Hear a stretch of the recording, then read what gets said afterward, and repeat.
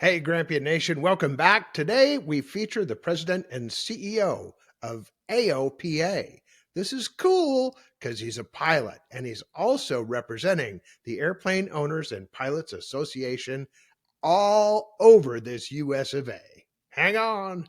In 2013, I coined the name Grampian, and I gave it to your host, Jim Tracy. Hey, Grampian Nation. I today have the pleasure of being joined by Darren Pleasance. He is the president and CEO of the AOPA, that's the Aircraft Owners and Pilots Association, literally hundreds of thousands of members, but he's also got an exceptional level of cool because of the Straw Boss, which is a P-51 Mustang that he's a part owner in. Right behind him, over the shoulder. Welcome, man. How are you? Great to be here. I'm doing outstanding. Just finished the 4th of July weekend, and I'm fired up for the weeks ahead, including Oshkosh in a couple of weeks. All right. So I got to dive. People are so interested because you've gone Boston, California, Bend, Boston again, and then now Annapolis or Baltimore Frederick. area, Frederick, Yeah. Maryland. Yeah. So what the AOPA, I've been a member, so everybody can know I've been a member for over 20 years now, and I am super stoked to have you on. But it says AOPA, freedom to fly. What does that mean to you? Well, I mean, if anyone listening has traveled the world, it's not difficult to see how good we've got it here in the U.S. relative to the rest of the world when it comes to general aviation. Just our ability to travel this country as freely as we do, the 5,000 airports that exist that are basically open to all of us, is a privilege that we really don't that others in the world don't experience. Mm-hmm. And the reality is it's under attack every day, whether that's from developers who would love to turn airports into condominium complexes, Yeah. or whether people concerned about the noise of airplanes. And, it used to be that having an airport in your town years ago was a kind of a rite of passage. Every community wanted an airport because it was a sign of progress and it was their connection to the world. And increasingly, unfortunately, there are folks who aren't as enamored with aviation as we are. And so a Yeah. big part of what we do at AOPA is help to make sure that we don't take this for granted and we don't lose what is so precious to all of us. Yeah, right on. And we're going to talk more about that later, but I want people to know a lot about what ALPA stands for. But in the meantime, like you went from a pretty distinguished business career, and we're going to walk through the litany of like epic companies you worked for. But the reason I wanted to have you on is because you fly a P-51, you fly a T-6, you fly a Piper Meridian, which is a very cool airplane. Go Piper, low wings, I think explosive. so. You got an RV6 to do a little upside down stuff in, or other people would say aerobatics, and that a Yep. seaplane. And so, but you've partnered up with other people to have all this epic aviation experience. How did it start? I mean, the true start was way back when with model airplanes as a 13-year-old and just learning how to build airplanes. And I was lucky enough to live close enough to an airport that I could ride my bike to. It was 5 miles away, and that was back in the day when kids would just get on a bike and ride for an hour or whatever it took to get to wherever they wanted to Yeah. go. And in my case, it was a local airport, and there wasn't a fence around it at the time, so I was able just to go ride between the hangars and over time get to meet people who I think we're intrigued to see a young kid who was interested in airplanes, and I was willing to roll up my sleeves and learn how to repack wheel bearings and gap spark plugs and wash and wax airplanes and all of those things. So that's how it began, and of course that led to soloing at 16, private at 17, commercial instrument flight instructor at 18, and so on. And then I'm sure we'll talk about it, but a lot of other aviation adventures along the way. I mean, one of the Yeah. most pivotal parts of that journey, though, was getting tailwheel time early on. I initially started in a 7AC Champ, and so getting that tailwheel experience, then having decades of experience with that, is what ultimately led to what you just described. I've got a Sea Ray that I own with two other people. That gives me some amphibious. It's also a tailwheel airplane. I've got the P-51 and the T-6 that I'm in a group of four guys basically that have that. I've got the RV6, like you said, that's also tailwheel. And the one nose gear airplane I have is the Meridian.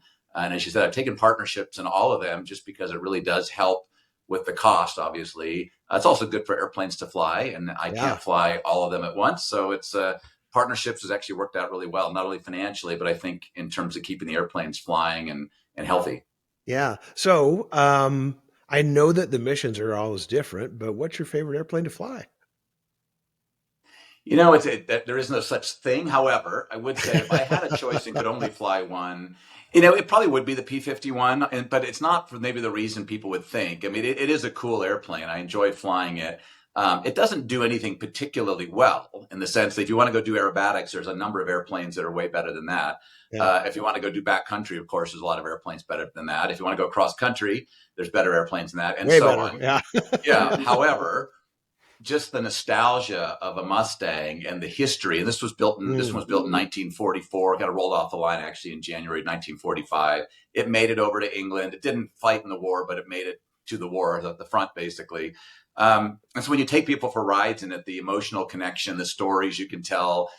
Most people I try to give rides to have parents, a father who might have been in a B-17 or a B-24, or maybe they were a Mustang pilot, and for them to just get a sense of what their dad must have felt like in terms of the smell, the sound, the visuals looking out of that. It's a D model, so it's got that big bubble canopy. Oh yeah. It's really cool. So I guess there's no other airplane that evokes that kind of emotion than the P-51. And so I guess I enjoy that the most. Yeah. But of course, giving someone their first landing on the water in the Sea Ray is also a really cool experience. So Yeah. there's no such thing as the best airplane, but I do that. The P-51 definitely has a special place.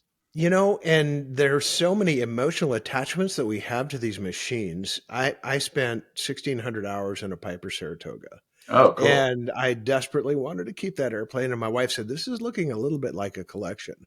And so I fortunately or unfortunately don't have partnerships. So, but yeah. So the reason I bring that up, your wife, Lisa, is a competitive jumper. My wife, Sarah, is Correct. a competitive dressage rider.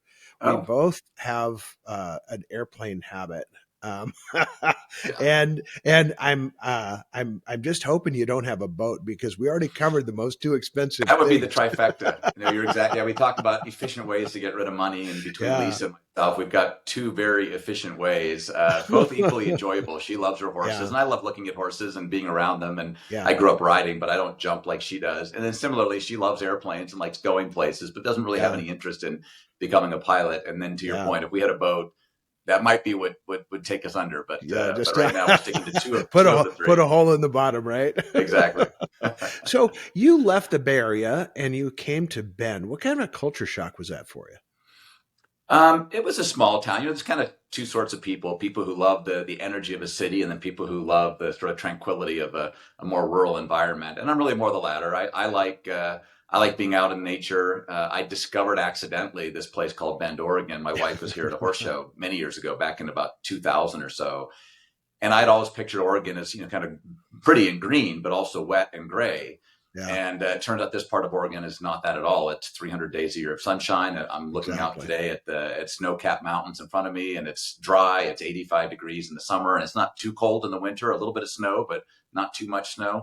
Yeah, And so once I discovered that, I was like, well, why wouldn't I make that a bigger part of my life, given how beautiful it is here? yeah, And I'm not big into traffic and sitting for hours, waiting on a highway, which is what the Bay Area was, and a lot of big yeah, cities are these days. And so this was to me the perfect place to raise kids, teach them to ski, teach them to fish, ride horses, do all the things you can do here. And then I was fortunate enough to be a pilot, so it wasn't that big a stretch to say I would still keep my job in the Bay Area. That would just become my commute. And yeah. although there's an airline option here, you can jump on United or Alaska to get where you're down to the Bay Area or wherever you need to go.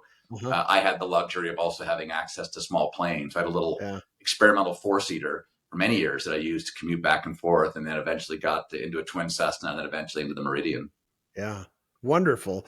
You also have the advantage of a great airport there, KRDM. If Yep. you're from California, stay there, but the rest of us from Idaho can go over and visit. But what we visit over there is Sun River, Mount Bachelor, Three Yep. Sisters. You've got a beautiful, beautiful mountain range just to the southwest of you. Your children must have really embraced this lifestyle as well. Yeah, and they may take it a little bit for granted, because they were pretty young when we moved here. So, but they totally embraced it in the sense of even the elementary school they went to had something called Wintermeister, which was every Wednesday they would finish school at noon and go up to Mount Bachelor, which is 20 minutes from school, and ski in the afternoon. And so, what a great way to to grow up where skiing is just part of your Wow. afternoon activities. And so, and then it is horse country out here. So my daughter in particular, along with my wife, both love riding their horses. And my son in particular got big into skiing, and he's now, during the wintertime, he's an avalanche control guy. He's Oh, 26 years nice. old now. He's up at Crystal Mountain up near Seattle, Okay. and he does avalanche control and ski patrol. And then when he's not doing that, he's back here in Bend. He works at the local hospital as an EMT. So he's managed to craft a pretty cool life where a big part of what he does is, well, 100% of what he does is helping people. A big part of what he does is doing that in the outdoors. Any of the kids pick up the aviation bug yet? My son, both of them love flying. In fact, my daughter and I went flying in the Sea Ray early this morning. Got a crack of dawn before the wind came up, and went out and landed in a lake just north of here. So both of them love it, and they both been to Oshkosh many times. My son has just now stepped back into flying lessons. He was doing them when he Nice. was 14, 15, 16. We had a Citabri at the time. And reality was, though, given a choice between flying a plane and going to the mountain to go skiing, he opted for skiing. And I get it. You know, my parents were, fortunate. I was fortunate that they saw that when given a choice, I would Yeah. typically opt at that age to go to the airport. And so the fact that he would opt to go to the mountain, I'm like, great. He's found something he loves doing. He's now really good at it. And so, but he's come full circle now. He realizes that airplane could get him out to cool places to Oh, go sure. rock climbing, skiing, all of these things. So now he is taking lessons, does 2 to 3 lessons a week now. Sweet deal. Also, I mean, I hate to like puff up your head, but this is a resume, man. You are an author and you wrote the book True North, a handbook for inspired living. I Published did late that. in 2023. So a Got new a copy book. of it here somewhere. Yep. Yeah. But really the book is about fill in the blank, Darren. Yeah, I mean, as the name implies, a handbook for inspired living. It's really about how do people live what I called inspired and fulfilling, and those two words mean different things. The inspired part of it is how do you live life to the best possible degree, where you wake up in the morning and you're excited about the day and the weeks ahead. That's the inspiration. You're inspired to go do Yeah. whatever lights you up, and Yeah. then the fulfillment part is you wake up in the morning, or frankly probably go to bed at night reflecting on the journey you've been on, and you feel satisfied and fulfilled in the life you've led. And of course, wouldn't it be the best if you could lead a life where at any moment in time you feel fulfilled about the journey behind you, and you feel inspired about the journey ahead of you? So that was the intention. And I, through this really cool life path I've managed to navigate, I've been around some amazing people. Obviously, on the aviation front, you run into incredibly talented and exciting and inspiring people, but also used to, I flew for a while for John Travolta when he lived back in Santa Barbara. Just as a SIC, he had a Hawker jet, and I was just a right seat guy when he didn't want to fly. But being around folks from Hollywood, being around business executives, being around athletes, professional athletes, and others, just regular everyday people who've managed to build inspiring and fulfilling lives. So the book is really about what are the learnings from all of those walks of life from those people who built really cool lives, and Yeah. what are some called tangible takeaways you can have from all of those people that you could actually employ or you put to use in your own life. And there are some lessons in this book, but it really is just a collection of kind of relatable stories, as from my perspective. As you get feedback on that bit, on that book, what is one of those comments that comes back to you and you just like it makes you feel warm inside?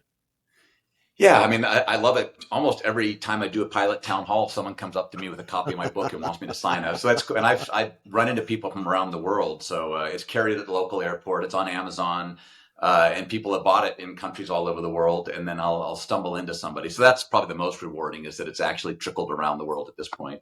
And then each of them end up latching on to one, two, or three pivotal concepts. Let's say, one of them in there is about this 168 hours, which is, we all have 7 days a week, 24 hours a Yeah. day. That's 168 hours. How you spend those 168 hours has a huge impact on the life you lead. And so being thoughtful about what matters to you, what are you willing to forego, meaning not spend much time on, in order to spend more time on things that matter more to you. And of course, that starts with getting clear on what does matter more to you. Not everybody's clear on that. And so too many of us end up letting life, in a sense, dictate how those 168 hours get spent. And one of the learnings I've had in my own life, but also with the people I spend time with, is that the people who create the most interesting lives are much more deliberate about those 168 hours and how they allocate their time between things that matter most, and ultimately deliver the form of life that they want to have. So that's one concept that's a big one in there. There's a quote I put in the book that has served me well, that people will often come back and re-quote back to me, which was, we all interesting opportunities come our way to all of us periodically in life. And we're often faced with having to make a hard decision where we may be having to leave a job because to take another opportunity means either moving out of the area, or it means, quitting a job and taking a new job, or whatever it might be. And so I've had many of those come along where I had to make a choice. Do I do A or B? And it's difficult, right? And most of us are pretty rational folks. So you build a spreadsheet, and money off the net it weighs in at least. So you might do the spreadsheet with the money. You might look at the implication on time or work-life balance, things like that. And someone had given me a quote years and years ago, which was, when faced with a difficult decision, choose the one that makes for a better story. And it ended up being a really powerful quote, because you could do all the spreadsheets, you can look at the math, you can do all this stuff. And oftentimes the easier answer is just to keep doing what you're doing. People are inertial. So, keep the job you've had for a while because you know how to do it. You've got, connections there, whatever, you figured it out. And there's always some level of risk to making a change in life. But if you added that quote I just said, and you said, of these two choices, which one would make for a better story? You'll often find that ends up, go and do that next thing because it would create a really interesting story in your life. So for me, leaving McKinsey, which was an amazing organization, I was there for 14 years. But when I was offered to go join Google, it was going to be less money. I was going to take a pay cut, basically, a company that I didn't know that much about. I, of course, knew who Google was, but I didn't know if I could be successful. I didn't have any network of people, and so I laid out that whole theory of the case. And at the end of the day, I was like, what would be a cooler story to be, say, 25 years at McKinsey, or the 14 I had been at, and then maybe go do 5 or 10 years at Google? And for sure, that was a cooler story. And I can repeat that over and over. Going to Alaska to become an Alaska bush pilot. Should I stay in graduate school and finish off my master's in engineering, or should I go to Alaska and become an Alaska bush pilot? Well, that would be a cooler story to go up That and would do be a way cooler story. And off I went. So that has served me well. In reality, is taking the AOPA job. I walked away from a really good job at Cisco, and I take a pay cut and all that kind of stuff, and that's totally cool, because that means I'm going to get to go do that next chapter in my life that absolutely makes for a way better story than doing another 5 or 10 years at Cisco. Yeah. And, we talk about meaning. You've got one chance to live your best life. And it sounds to me like this is that next step towards your best life. Is that accurate? Yeah. And it's kind of interesting that none of these opportunities that came my way were overly planned. It wasn't like I started laying the groundwork a decade ago for this to eventually come my way. Although I do, I did want to have a big part of my life be in aviation. So in that sense, I was laying the groundwork. I believe deeply in building relationships with interesting people, and then trying to help them, because usually in helping them, they will often come back. You don't know which one, but somebody in your network of folks will come back and do something helpful for you. And again, it can't be in a quid pro quo way. Like, you never know who it is, and you don't do good things for people because you expect them to give you something back. But I've just found, if I build relationships with interesting people and get to know them and find ways to try to be helpful to them, somewhere in that ecosystem of connections you make, good things come out of that. And for sure, that's what happened here. I managed to get into EAA years ago on the board. I knew Tom Poberezny at the time. I spent 14 years on the EAA board, and through that got to know Mark Baker and some of the key folks at AOPA. Yeah. And when Mark decided to retire, I was at least among several that he had on his list of potential contenders.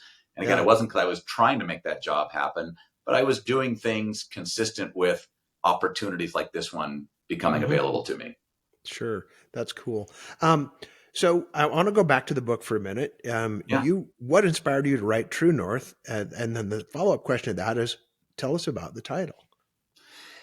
Yeah, so the inspiration was probably 25 years ago. I was working at McKinsey and Company, which is an amazing organization, super smart, talented people, driven, good people. I really enjoyed it.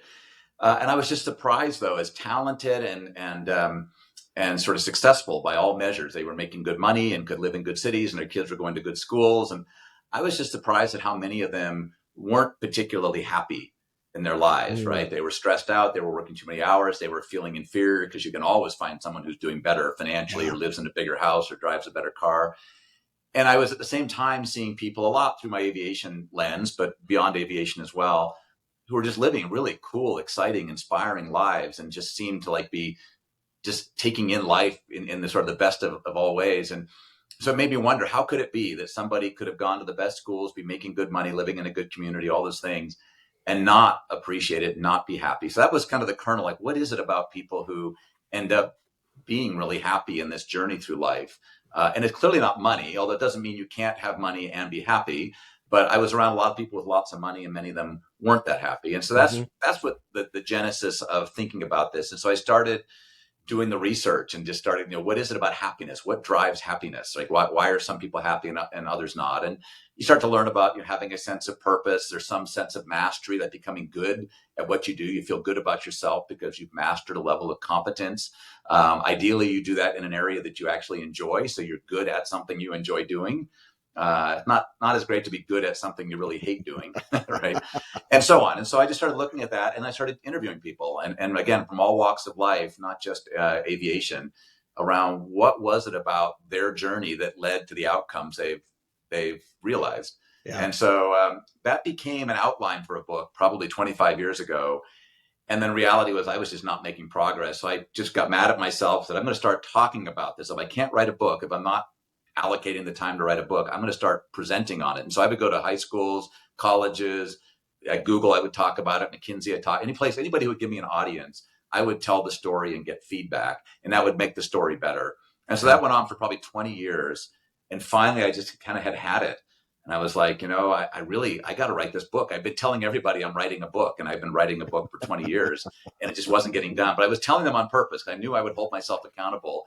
If they Yeah. would, every time they'd see me, they'd be like, hey, have you written that book yet? Or how's your book coming? And I was like, so I finally, as I don't know, fate somehow plays an interesting role. I was on Facebook, and a friend of mine had just posted that she was finally excited to celebrate the launch of her book.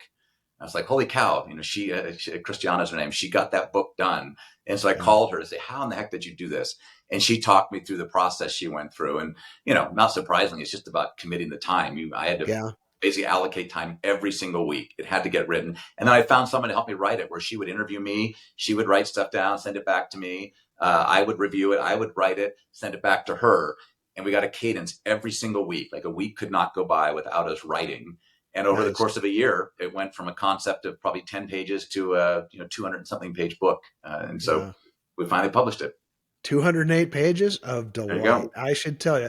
People ask me, I just published a book called Building Men, and they said, how long did it take to write that? I said, 65 years. Yeah, totally. That's exactly what it is, right? I was thinking about it a lot, and it's just a matter of, how do you write a book? And at the end of the day, you have to actually write to write a book. And so you have to Yeah. sit down and carve out the time. And there were days when I'd get up at 3 a.m.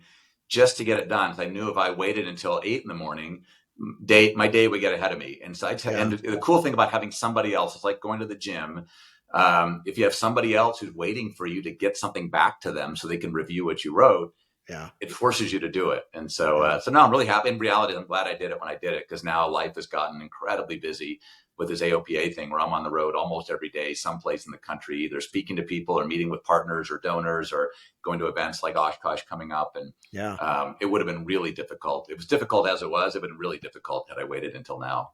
Okay. I spent 27 or so years in telecom. And so I see Cisco down there, and you're on the high tech side of Cisco. Tell us about Yep. that quick. Yeah, I was at Google, fat, dumb, and happy, as they say, enjoying my life. And Google's an amazing company also. And I got a call from a woman who I had worked with when she was at Microsoft, and I was at McKinsey. And she had remembered me, and she was trying to find she was head of worldwide sales for Cisco at the time. And she was looking for a right-hand person to really come in and help transform the sales organization, as Cisco was transforming from really just selling routers and switches, which make the internet run, Yeah. to move into more of a subscription-based recurring revenue model, which many companies are doing. Yeah. And that had big implications for how the sales force would operate. And so she Yeah, wanted for a sure. right-hand person to help do that. And I thought, again, what would make for a more interesting story? A chance to work with the head of worldwide sales, basically working directly with the CEO and his broader leadership team to play a substantial role in a global company that it kind of was the Google of the late 90s and early 2000s. It was the Hmm. fastest growing, cutting edge, shaping the industry company, for those who remember Cisco way back when. And then it kind of flatlined for, probably a decade. And this was a chance to really rekindle Cisco with the coming of AI and the coming of basically the network kind of matters. It is the nervous system of the world. So I just thought that would be a great chance to go do something different. Still get to live in Oregon, still get to fly my plane back and forth to work every week, and also just work for some really interesting people on a challenging project. So I Cool. opted to leave Google and go to Cisco. Very cool. How did you hear about the AOPA opportunity? Who did Mark call you? Did Mark called somebody? me. All Yeah. right. And, this again, serendipity plays such a big role in life. And it's just mostly about being open to it. A friend of mine had ended up winning the RV-10, the AOPA sweepstakes plane, like 3 or 4 years earlier. So probably 5 years ago now. And I had met Mark at Oshkosh a few times, but I was one of many, EAA board members who Yeah. we would cross paths. And I, of course, knew who he was. He didn't really know who I was. But it wasn't until this guy that I knew won the RV-10, and Dave Hirschman at AOPA found me through LinkedIn and said, "Hey, it looks like this guy Aaron, who's now confidentially had won the RV-10. Could you help us lure him out to the airport to surprise him with his new plane?" And so, of course, I said yes to that. We spent Yeah. about 2 months planning the whole ruse. I got Aaron out to the airport. Mark had flown in about 4 or 5 hours earlier than that just to be on site and ready to give the plane away. And so Mark and I got about 4 to 5 hours of just hanging out talking. And it was really there that I got to know a lot more about him, and he got to know a lot more about my background, and Yeah. also personality and interest in aviation and the journey I'd been on. And all those things matter in this job. I think there's a lot. It's not just I fly lots of different planes. The business background helps, the Yeah. understanding of membership-based organizations. Having Sure. been on the EAA board, I'd also run the Northern California Aerobatic Club and built that into a large chapter. And so I think it was all those elements that Mark probably made a mental note. He said, this guy's got an interesting background. Someday when Mark decides to retire, maybe I would be on that list. And then it was not, still 4 or 5 years later when Mark did call, to your question. Hmm. I got I saw it can come on my cell phone. I said, I wonder why Mark Baker's calling me. We don't talk all that often. And he said, hey, you're going to hear a press release that he's going to announce that he's going to be stepping down, in a year or two. And would I be willing to put my name in the hat? Of course, I Wow. said yes. Yeah. And then did he call you as the selection committee finalized their decision? Actually, the chairman of the board did. I mean, Mark was Okay. part of that, but I think intentionally Mark didn't want to have his thumb overly on Right. the Sure. scale. He put a number of names. I was not the only candidate for sure. There were, I think, at least half a dozen or so that were in the mix. Nice. And so once I said yes, I'd be intrigued. This would be a really cool way to bring my professional career full circle from being a teenager all in on aviation, all the way full circle to now a late 50s all in on aviation Yeah. guy. What a cool full circle thing. So I said yes, but then the chairman of the board and the broader board, I guess, hiring committee Yeah. ended up taking over from that point, and they Sweet. interviewed all of us. Sweet deal. So let's talk about the other transition when you first went all in on aviation. You've just graduated and you're gonna go get a mechanical engineering degree or a MBA or something like that. So you're kind of between, and you think, gee, I want to make some money, so I'm going to go be an Alaska bush pilot. So I'm going to get a one-way ticket without a job. Yeah, I did do that, and yeah, and the genesis for that was really again serendipity, right? I was walking across campus one day, and I ran into a person. They asked if I was going to go listen to the Alaska bush pilot talk about his adventures flying in Alaska that evening. He was going to do a talk, and I hadn't even heard about him being there. So I was fortunate to have run into that person, and of course, I went there that night, and I Yeah. listened to this guy who's now become a very good friend. Elwood Shapansky is his name, in Santa Barbara, and he was a physics professor by school year and an Alaska bush pilot by summer. He'd been doing it for probably 20 years at that point when I first heard him. And the pictures he showed, these were all slides, pre-digital camera days. Yeah. But man, the slides he showed, the pictures he showed of the adventures of landing on beaches and, hauling dog sled teams and Right. fish and flying the native Alaskans and all that. It just sounded really cool and adventurous. And I had a ton of tailwheel time by then. So most of his pictures, not all, but most of them were flying various forms of tailwheel airplanes Yeah. and seaplanes and all of these cool, exciting aircraft. And so I just couldn't get out of my mind. That was probably in like October of that year. And the season up there doesn't really start until kind of May. And so I had some time to think about it, and I just couldn't get it out of my mind. And so I ended up sending a bunch of, I got the yellow pages for those who remember the days of the yellow pages pre-internet, but I had a friend's dad mail me a copy of the Alaska yellow pages, one book for the One entire book. state. Yeah.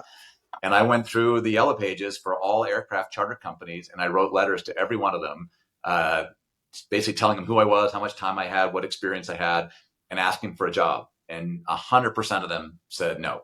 Most didn't respond at all. And then the ones that I did hear back from, or I called and got on the phone, asked me how much Alaska time I had. And the answer, of course, was zero. Zero. And the answer was no. But there were like 4 of them that said, hey, I don't know. It's too early in the season. This was probably February timeframe. So why don't you come on up? And when you get here, swing by and say hi. So that's what I did, to your point. Yeah. I bought a one-way ticket. I landed in Fairbanks, started going door to door, and eventually ended up finding several jobs actually up there. The most prolific of which was down out of Anchorage, where I flew for a company there that had contracts with the Bureau of Land Management, with Alascom, the telecom company, with the U.S. Sure. Postal Service, with fisheries. And so I got to fly basically around the entire state. So just really amazing experience. What kind of aircraft that put you in? Most of 206, 207 up That was there? mostly Seneca and 402. I did a little bit of Wow. work in Talkeetna when I first got there, which was in their 185 on wheel skis up onto the Kahilna Glacier and up into the Ruth Amphitheater. But the majority of the flying I ended up doing was really down out of Anchorage. And that was, a Seneca 3 and a Cessna 402, so an unpressurized twin Cessna. And it was great because we flew the entire state. I got up to Prudhoe Bay, out to Nome on the Bering Sea, and Kotzebue and those areas, out to the Aleutian Chain, down on the Panhandle to Juneau and Ketchikan and all those places. So, just unbelievable flying. Yeah, and that's fun to say that, hey, man, I've been north of the Arctic Circle in an aircraft is pretty cool. Yeah, in fact, when I was doing the Bureau of Land Management work, I was based in Galena, which is just south of the Arctic Circle, but close enough to, my shift was 3 a.m. till 3 p.m. And I'd get up at 3 a.m. and it would be twilight. The sun had dipped below the horizon, but it would come back up again by around, I don't know, 3:30 or 4 a.m. and it'd be daylight all the way. And then it would dip maybe around 2 a.m, back up at 4 a.m. And so, really a cool experience. That's awesome. My first trip to Alaska, they said, we're going to send you this little place called Kotzebue. And I'm like, okay. There you go. You've been there. You Wow. don't know what you're in for until you get there. Yeah, there's no way in and out other than airplanes, right? It's that's well, I mean, there's some water there that you can take, but it's that's a long true. way You're coming around. off the Bering Sea. So, you have mentioned in the past, and this is kind of building to a crescendo here, but you mentioned in the past about the book Atomic Habits by James Clear. Great book. Why do you bring that up? Well, human nature, I mentioned humans being inertial. It's very easy just to keep doing tomorrow what you did today. And I think that's, most people are that. And I think that's why most people end up in a path in life that often they arrive at 40, 50, 60 years old and kind of go, wow, I kind of missed my opportunity. And it's not because they chose to miss it. It's because kind of the easier path at any moment in time was just to keep doing what they were doing. And Atomic Habits was really around building the ability to take actions in a way that get the outcomes you want in your life. And so it's really around kind of working backwards, right? I have a kind of my own formula, which is, what's the outcome I want to get? And that could be, I want to get a license. I want to get my commercial rating. I want to get my multi-engine rating, or it could be, I want to live in Bend, Oregon, or I want to become an Alaska bush pilot, or whatever it is. You can set whatever outcome you want. And then I work back from that and say, okay, what would someone who wants that outcome do? What actions would they take? What behaviors would they be exhibiting? And so if I wanted to be a P-51 pilot, this was exactly how this worked out. I thought about, wow, how cool would that be? I was unlikely to have the money to ever buy a P-51, but who knows, right? I might win the lottery or something. But I knew that if and when that day ever came, in order for that to actually become reality, I would have to have a lot of tailwheel time. And so I'm going to start doing tailwheel time because that'll set me up. And then I also knew that it would be better if it wasn't just any tailwheel time. It should be T6 time. All right, well, how do I do that? Well, I went out and found a CAF, a Commemorative Air Force squadron or wing in San Francisco that had a T6 sitting on flat tires. And so I got involved with that, right? And so it was those kinds of things, so that all of a sudden, when this was decades later, this opportunity came my way where they were looking for someone to join this small group.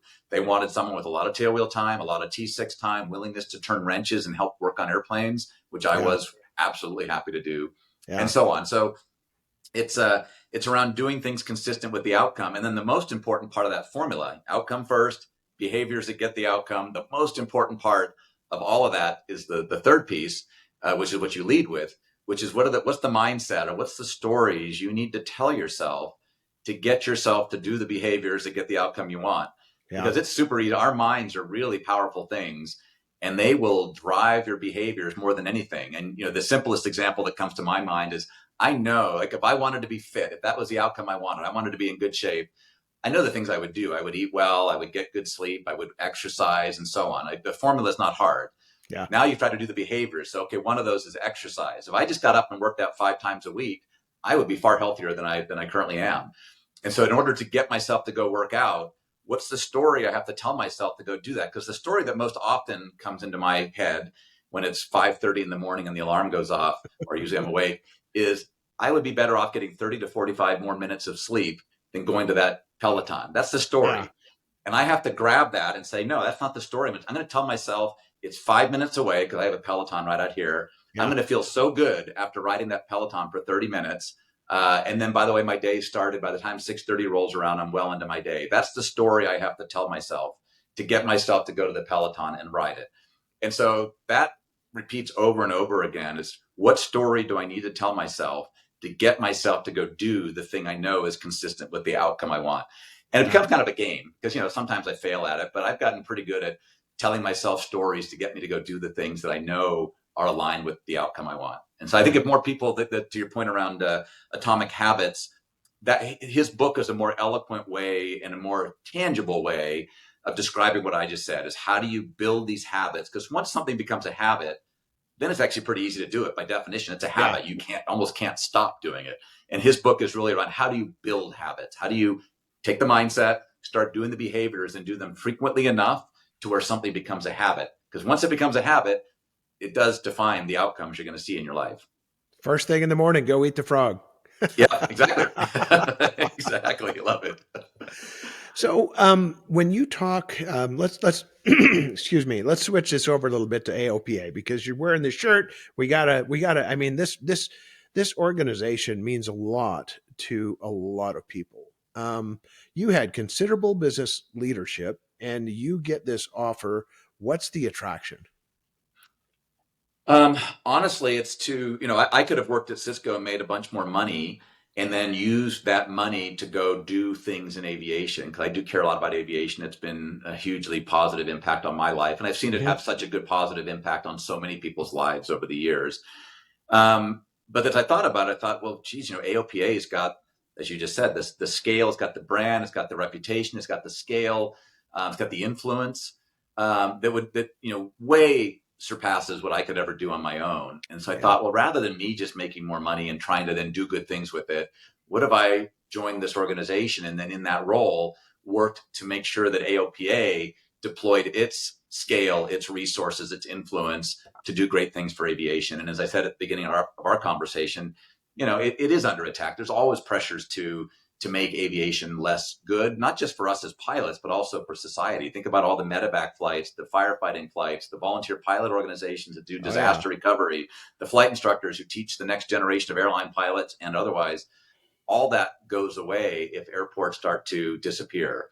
And so I do feel like there's a really important role for an organization like AOPA to play to make sure that we don't let that go away. And Oh, especially it's now as we move tremendous. into a world of, unmanned aircraft and all the UAVs and the eVTOLs and all these other things that are coming in, it's going to evolve a lot. And I just feel like AOPA is, front and center at helping to shape and influence that.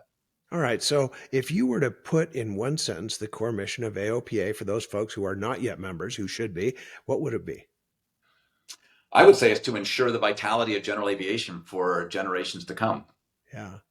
And in doing that, you really do advocate for our members and the rest of the GA community, whether you do good for them whether they're members or not. Wouldn't that be an accurate statement? Totally. Yeah. Yeah. When we go and advocate on Capitol Hill, for example, or at the state or local level, we're not saying, hey, our members, we want to do this for our members. We say we want to do this for general aviation. Now, our effectiveness at that obviously goes up as we have more members, which is Yeah. why having our membership be as high as it can be really does matter. It's less about the $89 a year we bring in, although of course that helps because that we have so many services back in Frederick that we offer to our members. So the money does go to good use, but it's really as much about just the sheer percentage of pilots, the sheer number of pilots. Because when we walk into Capitol Hill and go on the Senate or the House side, and we can talk about the hundreds of thousands of pilots we have, who by definition, are members of a senator or congressperson's district or state. Constituent. Yeah, constituent. There you go. It matters, right? They do pay It attention. So does. I've been blown away at AOPA with our ability to get into pretty much anybody in Congress, House or Senate side, for a meeting and to argue our case as to why something that we believe matters is important to the constituents of the senator, the congressperson, not just for the pilots, but to our earlier conversation, to society in general. Aviation does do good things for society, and we want to make sure that people understand that. Amazing things. I think that what I read on your site was like 7.6 million jobs Yep. and $150 billion in economic impact to Yeah. communities. Most of those are small communities, aren't they? They are. I mean, reality is there's 5,000 airports. There's 20,000 like landing sites if you look at heliports and landing strips and Hmm. stuff. But there's Yeah. 5,000 public use airports. Only 500 of those airports have a control tower. And Yeah. so basically, and would be served, for example, by by commercial air traffic. And Hmm. so you've got the vast majority of airports in the country are not served by commercial air traffic, and so they are only available by general aviation. Right. And it's a huge part of our national transportation infrastructure. Yeah, and as I look around the country, and I'm part of an organization called Pilots for Christ, and what we do is we do medical missions and some things like that, where people are Yeah, truly desperate, and they might be on chemo where they can't be around a lot of people. They might be, and some other missions with the Freedom Air Network that we that's great. take victims of human trafficking around. The Yep. good that GA does far outweighs any. Irritant that we might be with noise or something like that to the community, doesn't it? I believe that. And yeah, look at any natural disaster. And obviously, Texas has some happening right now with the Yeah, big floods. I guarantee there's small aircraft flying in there bringing supplies. If you looked at the hurricanes that went through North Carolina and adjacent states what 6 7 months ago, you saw hundreds of small aircraft yeah, completely paid for by the pilots, volunteered by the pilots, flying in relief supplies. So they provide a major amplifier to what you might otherwise just get from the National Guard. And then, yeah. as you It's said, like you have a all these. You have Angel Flight West. You have pilots and pause. You got Veterans Airlift Command. There's a bunch of yeah. these amazing organizations where pilots donate their time and their airplanes to help society. So you're Yeah. exactly right. And it's a force multiplier for the people who are actually trying to help because all we're doing is hauling in supplies quicker than they could get them otherwise and taking Yeah, and care that's of people. part of the narrative I want to make sure we're able to help with. Just given the scale that AOP has got, is the average person doesn't know what happens out there at that local airport. Unfortunately, we've seen more fences being put up than taken down, and so Yeah. it's harder to get inside the airport to even see what's happening there. And so they assume it's just a bunch of rich people playing with their toys. And of course, there's some of that happens, but that's such a small portion. Most of it is either business happening, so someone flying in to either scope out a potential new site for their business or to visit a site for their business, or it is flight instruction happening, like I said, to create the next generation of airline pilots or cargo pilots or medevac pilots, or it is medevac or firefighting and so on, or these volunteer pilots we just talked about. I think if society in local communities had a better understanding and appreciation for all of those cool, interesting things that happen out there, and how all of those provide great career opportunities for young kids. So if you want, whether you want Oh, to be a pilot, you incredible. want to be an air traffic controller, you want to be a mechanic, line person. I mean, there's so many jobs in aviation that I really do think that AOPA's got to play a big role in helping convey all the opportunities that general aviation provides to society at large, whether they want to be pilots or not. Yeah, and speaking to that, the tactics that GA that GA and by default AOPA uses have a really significant effect. When we expanded our business, we expanded Ritzville, Washington. Hmm. First place we went to check out is the airport because it's too far to drive and there's no Yep. flights there. And then the second place was Three Forks, Montana, and too far to drive and you got to Yep. get over the rocks. And then Yep. Nampa, Idaho, when we get into Caldwell Airport. So all the places we expanded our business were served by a local airport. Yeah, I've heard that story over and over again where people say, look, I would not have this division of my company. And even in Bend, we have airport or businesses here. And I've talked to some of the principals of those, and they said they chose Bend because it had a great airport. It had both commercial option in Redmond and then also the Bend airport here for their Yeah. company plane. And had that airport not been there, they would have chosen some other city to go to. Awesome. Awesome. Awesome. So, with GA generating all of this economic impact, does that help your message when you go up on Capitol Hill? For sure. Yeah, yeah, and it's the jobs and the economics, you said, that the dollars that flow from it. But Hmm. it is also the public good. It's the social good. It's the Yeah. fact that it provides great career options for young people. We've been talking about STEM, all the science, technology, engineering, and math, or STEAM when you put arts in there. Yeah. And boy, there's like nothing like aviation to bring a STEM topic to light in a tangible, visceral way. Yeah. Uh, so if to the extent that parents are interested in their kids getting into STEM kinds of disciplines, man, aviation's great. And if you don't want your kid to go to college, that's fine too. We're at such a shortage now of mechanics. There's a huge need for mechanics. That's a trade school route. Yeah. Lots of great jobs, either with the airlines or with general aviation aircraft. That we can provide paths and exciting opportunities for young folks. Again, whether you want to go down the 4-year college route or go down more of a trade school path. Hey, Micro, if you're listening today, you should get Darren on your podcast to talk about turning wrenches on airplanes. Um, so Love the it. other I would thing love to that, do that. what are some of the other tactics? Because you deal with some of the three-letter agencies like FAA, and Yep. there's a lot of disparagement that happens there. I've had great relationships at the local and the Fed level with the FAA. How's your experience been? Been really good, and like any large organization, there are individuals who are less than stellar, let's just say, and create problems. And a lot of it is, CYA. So they're, the easier answer is often no than yes.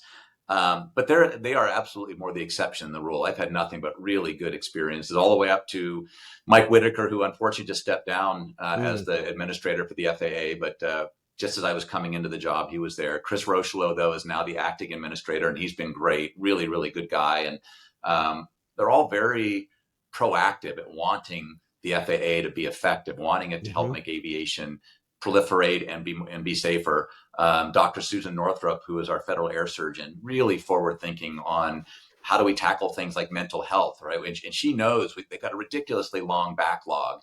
And it's not lost on her, right? If you go for a special issuance, it's been upwards of 18 plus months. Yeah. But now she's systematically working that through. I got an email from her just a week and a half or two ago about where they had a special issuance come in and they got the whole thing done in 48 hours. So, she's holding a high bar for herself personally to dramatically change the customer care, the customer experience that Hmm. the FAA provides. So, we've been without the ongoing administrator for a while, but Brian Bedford is in the mix now. Hopefully he gets through. If he does, then we have somebody in the seat.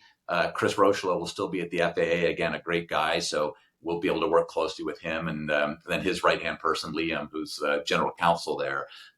There's a bunch of really good people at the top who are then really working with their lieutenants across the agency to help make the FAA just a lot more effective than I think it probably has been for the last couple of decades. Incredible. So, there are 609,000 ish pilots in the US. Yeah, Um, that is what, 2%? Under 2%, just around 2% of the population, something like that. yeah, it's pretty So, tiny. Darren, we have the job. So I got inspired when I was 8 years old, and then I didn't pick up on that seed that was planted until I was 47. I started flying again when I was 47. I started flying jets when I was 62, and so Love it. I want everybody to know it's possible. And how can we, as GA and aviators, how can we spread that message? How can we help you? Well, I think, getting kids out to airports is probably a good starting point. And even there's a fence there. I think, EAA does a great job with Young Eagles at creating a reason to bring kids out and give them that first flight.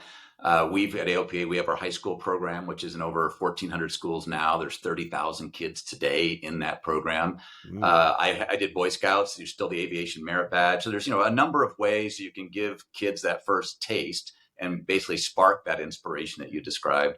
sure. And then I do think that, I anytime I go fly a plane, I try to find someone to take with me just to give them that experience. In fact, I flew down to Sun River just south of here yesterday for a friend's open house. He had just built a house. And I found, I think he was a 16-year-old kid who expressed an interest in flying. I said, hey, I'm taking my plane down. You're welcome to come down with me and go for a ride. So I think it's that kind of stuff. And then AOPA, we just get to do that on steroids. We've got so Yeah. much scale between our magazine. We have Flight Training Magazine, which goes for free out to every flight school around the country. We work with the big flight schools, the Embry-Riddles, the CAU out in California, the University of North Dakota, and others, to basically help those students, since get the most value out of aviation they can. So, I guess as I say, it takes a village. All of us play a role, but AOPA's got the scale, I think, to try to play as big a role as anybody in the industry at that. Awesome. Well, I think that you guys are doing an amazing job, and I salute you. And I will absolutely continue my membership. And anytime I get a chance, I will tell people to as well. Darren, Well, I you've appreciate lived a that. I big appreciate life. that. You've obviously lived a big life. You've got all these boxes have been checked, but there's someone who's a champion in your life. This is Grandpa Chats with Champions. So they affected your journey in such a way that you cannot afford to pass them by right now. Who are you going to give props to as your champion who inspired you? Oh, wow. Boy, there's so many. I'm going to do two, Okay. even if you give me one. So one is my parents. And the reason is they had no interest in aviation. But to my good fortune, when that guy gave me a ride home from the airport and said, "Hey, your son seems interested in airplanes. Are you okay if I take him for a ride?" They could so easily have said, "Absolutely not." Yeah. Right. And so many parents do. And to my parents' credit, they saw how excited I was about aviation. And despite their misgivings, they stepped back and said, "Yes, please take him for a ride." So that changed my arc of my life. And the other one is Elwood. I mentioned him earlier, Elwood Chapansky, because that aviation experience up in Alaska and the adventure that provided and the stories that created, and then the confidence too, landing in crazy places on snow and in short soft field runways. It just opened up so much of a world to me. And Elwood's in his late 80s now, still alive, living in Santa Barbara. We've stayed good friends to this day. And and most people don't realize how one small thing, in this case, him talking in front of a group years ago in Santa Barbara, completely changed, the trajectory of my life in such a good way. All right. Well, Mom and Dad in Elwood, thank you for helping form who has become the CEO and president of AOPA. Darren, thanks for joining us on the Grampian Man. We appreciate you. Jim, thanks for having me on today. I really appreciate it. All right, Grampian Nation, you keep having and living those Grampian-sized dreams. Till we meet next time, this is Jim, and I am out. When you get an opportunity, subscribe or follow wherever you get your podcast.